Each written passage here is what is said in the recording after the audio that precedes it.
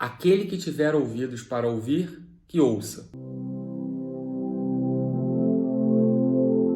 Não é bem assim não, como é que é a frase, hein? Quem tem ouvidos, ouça o que o Espírito diz às igrejas. Paulo começou muitas de suas cartas, com esta frase. Ele mandava a carta e no meio colocava assim: quem tem ouvidos, ouça. Na verdade, quem tem sensibilidade, quem está pronto, quem está preparado, entenda o que será dito a partir de agora.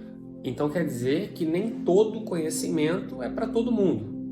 Então eu posso ter um conhecimento, tem um livro aqui, não, esse livro aqui é proibido certas pessoas lerem o livro, é isso? Então nem todo conhecimento é público. Então vamos dar um exemplo didático, O próprio Paulo, já que nós estamos citando ele costuma dizer assim: quando eu era menino, falava das coisas de menino. Agora que eu sou adulto, as coisas de menino se passaram. E ele mesmo dizia: se você não tem estômago para um alimento sólido, estou parafraseando, as palavras não são exatamente essa, se você não tem estômago para alimento sólido, você toma apenas leite. Assim também é o conhecimento. Quando você começa lá no primário, antes de você passar para fórmulas mais complexas de física, você tem que aprender os princípios da física. Se você é um ser humano que ainda não aprendeu o básico, não aprendeu os princípios, quiçá as coisas mais elevadas. Então todo conhecimento é para todo mundo? É, mas em níveis. Então o aprendizado ele tem que ser gradual, ele tem que seguir o momento mais adequado, Eu coloquei alguns pontos aqui que eu acho que são interessantes analisar quando a gente vai divulgar ou passar algum tipo de conhecimento.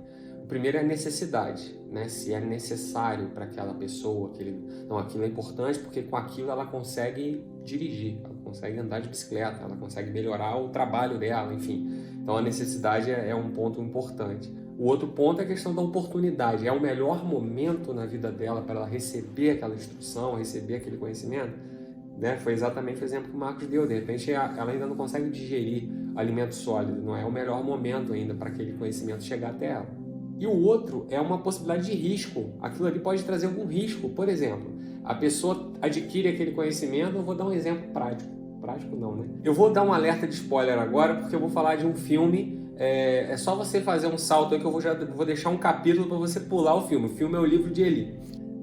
O livro de Eli, quem assistiu esse filme aí? O camarada estava querendo uma Bíblia para poder utilizar aquele conhecimento para subjugar as pessoas e, vamos dizer assim, fundar um novo império, uma nova civilização sob o controle dele, utilizando o livro que outrora era para, transmitir o bem, o amor e tal, e o cara ia usar aquilo ali para poder, como uma ferramenta de poder. Então, aí a gente tem exatamente esse exemplo, onde tem um livro um conhecimento, vamos dizer assim, que era para o bem, super bem intencionado, então o camarada fez uso para o mal. Então, talvez aquele conhecimento pode trazer um risco, um dano, não só para o próprio aprendiz, como também para aquele que ele pode futuramente estar passando aquele conhecimento. Nós podemos analisar essa trajetória do conhecimento em dois aspectos. O primeiro aspecto é quando você sequer imagina que necessita de determinados conhecimentos. A nossa educação regular ela é feita mais ou menos assim. Você impõe uma carga de conhecimento a um grupo de alunos pela sua idade, porque ele não tem condições de julgar o quanto aquilo é necessário ou não. Uma vez...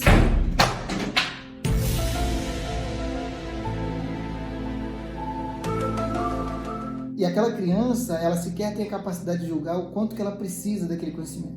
Mas, findo essa fase que ela adquire um conhecimento básico, ela adquire a capacidade de julgar o quão necessário é aquele conhecimento para ela.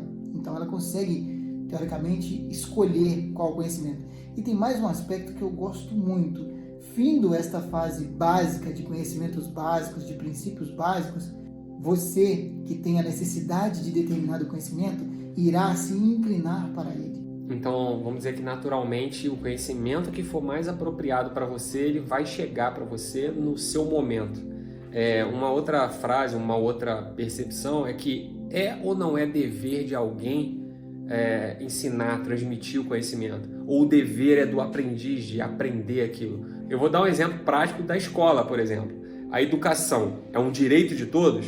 Então, eu como aluno, aprendiz, eu tenho o direito de aprender. E vai vir o aprendizado, eu vou aprender porque é um direito meu, aí o aprendizado vai brotar na minha cabeça, ou é um dever meu que eu tenho que correr atrás desse conhecimento, eu tenho que me empenhar, eu tenho que gastar energia para eu poder efetivamente aprender. É meio que ponto pacífico, né? É difícil de pensar que a educação é um direito. Eu acho que é claro que ela é um dever.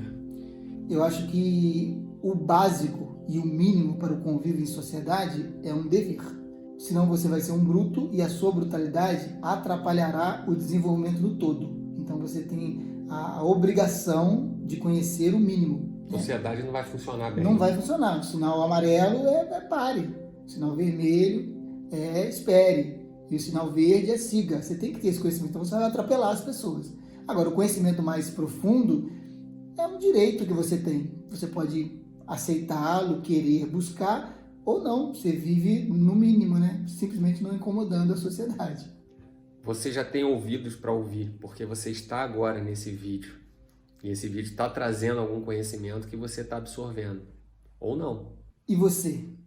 Está na fase de se alimentar com leite e mel? Ou já pode comer alimentos sólidos do conhecimento?